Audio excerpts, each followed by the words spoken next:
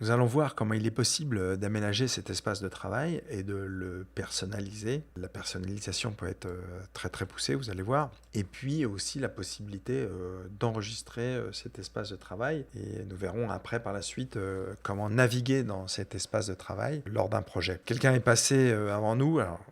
Et a laissé en désordre. Donc quand vous avez ouvert l'Illustrator, vous avez tous ces onglets et les outils qui sont un peu en vrac, placés un peu n'importe où sur notre espace de travail. Alors nous avons la possibilité de réaménager tout ça très facilement. Donc sur la barre de menu qui est tout en haut, on va aller à droite, à droite, à droite, et vous avez ici les indispensables. Les indispensables, donc comme son nom l'indique, il vous propose les onglets indispensables, et on va réinitialiser les indispensables, et vous allez voir, telle une petite Mary Poppins, il nous a permis de réaménager très rapidement donc notre espace de travail avec les onglets. Là ici, vous avez, ils sont en mode aperçu.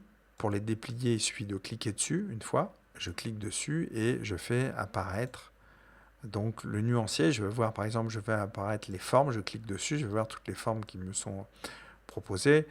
Les symboles, il suffit de cliquer dessus pour voir le symbole apparaître. Ou alors je peux déplier, carrément développer les panneaux, et j'ai carrément les panneaux développés. Alors l'accumulation malheureusement des thèmes, c'est-à-dire pas des thèmes mais des onglets, au fur et à mesure des versions d'Illustrator, vous avez de plus en plus d'onglets qui sont proposés par défaut, ce qui fait qu'on va dire que les calques les plus utilisés apparaissent en bas. Par exemple, ceux des calques, ceux des plans de travail, ils sont cachés en bas. Enfin, quand on ne les déplie pas, ils sont placés tout en bas. Et puis vous avez par exemple celui qui a été rajouté par exemple pour les indispensables, c'est l'exportation de fichiers. Vous avez un truc, vous avez réalisé une petite illustration qui vous plaît bien. Vous avez mis des couleurs, enfin vous avez fait, je sais pas, moi, par exemple, allez, on va rajouter une étoile au milieu de tout ça. Tac, vous prenez l'ensemble et vous avez une nouvelle fonctionnalité, vous glissez là-dedans le fichier et vous avez la possibilité d'exporter le fichier comme ça directement et vous choisissez en PNG, en ce que vous voulez, hop, clic et vous cliquez. C'est des exports rapides. C'est une nouvelle fonctionnalité qui vient d'apparaître avec la version CC 2017. Vous avez le choix d'exporter et il suffit de cliquer sur exporter. Vous avez choisi la taille, l'échelle, en x2, etc. Vous pouvez modifier l'échelle, la largeur, la hauteur, la résolution, etc. Et vous cliquez sur exporter. Et donc, dans le Creative Cloud, à votre nom, il va vous mettre en fonction. Il y a déjà des fichiers existants, on va les remplacer. Hop, c'est exporté. Et on a ces deux petites icônes. Alors, c'est censé nous faciliter la vie avec cet onglet d'exportation de fichiers. Vous avez les calques, donc c'est l'aménagement un peu, comme je vous l'ai dit, mais vous avez aussi la possibilité, en fonction de l'utilisation de votre Illustrator, de mettre, par exemple, vous travaillez plus la typographie, vous avez un espace de travail dédié à la typographie, donc je viens de le sélectionner, typographie. Voilà, il me prépare tous les onglets liés à la typographie avec les caractères, les paragraphes, l'open type.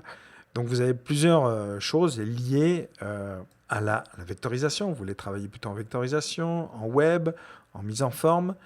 Et puis, vous pouvez... Alors, on va réinitialiser, on va renouveler par exemple les indispensables. On va revenir dessus. Et puis, eh ben, on s'est dit, ben non, j'ai pas envie d'exporter systématiquement. Donc, l'onglet d'exportation, je le supprime. Alors, il suffit de cliquer sur la petite croix. Vous allez me dire, mais une fois que c'est parti, comment je peux le récupérer, cet onglet? Vous allez dans Fenêtre et vous cherchez, c'est par ordre alphabétique, exportation de fichiers, et vous réactivez l'onglet exportation. C'est souvent un incident qui arrive, je l'entends assez régulièrement. Ah, j'ai perdu, par exemple, hop, vous avez fermé les outils. Comment je fais pour récupérer mes outils? Une fois que vous les avez fermés, vous allez dans Fenêtre et vous faites Outils. Encore une fois, c'est par ordre alphabétique. Affichage, pardon, excusez-moi, fenêtre, outils, voilà, les outils, hop, par défaut, et hop, je réapparais les outils par défaut. Alors, fenêtre, il y a d'autres outils, on voit outils, nouveau panneau outils, vous en voulez un deuxième, Vous pouvez le nommer hein, au fur et à mesure. Hein, un nouveau panneau outils. Vous pouvez en créer des panneaux outils avec des outils aménagés comme vous voulez. Donc les outils sont là. Les panneaux de contrôle, vous les avez. Alors ici, quand vous allez dans Fenêtre, vous avez vos outils qui sont activés, l'outil par défaut, et vous avez tous les panneaux sur votre droite, tous ceux qui sont affichés ou pas. Et une fois que vous avez supprimé quelques onglets que vous trouvez inutiles, par exemple la bibliothèque, vous n'en avez peut-être pas besoin tout de suite, la bibliothèque, donc je supprime aussi la bibliothèque. Et bien, cet espace de travail, vous pouvez l'enregistrer, vous pouvez gérer, vous pouvez créer un nouvel espace de travail. Voilà, vous faites nouvel espace de travail. Et cet espace de travail, vous allez, mon espace de travail, mon espace, hop, ok. Ce qui fait qu'à tout moment, une fois que vous voulez le récupérer, vous avez mon espace qui est là. Et vous pouvez le récupérer à tout moment. C'est-à-dire que si quelqu'un passe derrière vous, remet les indispensables ou un autre, fait de la peinture, fait de la typo, supprime les onglets, supprime les outils ou aménage les outils, vous, à tout moment, vous pouvez récupérer votre espace de travail.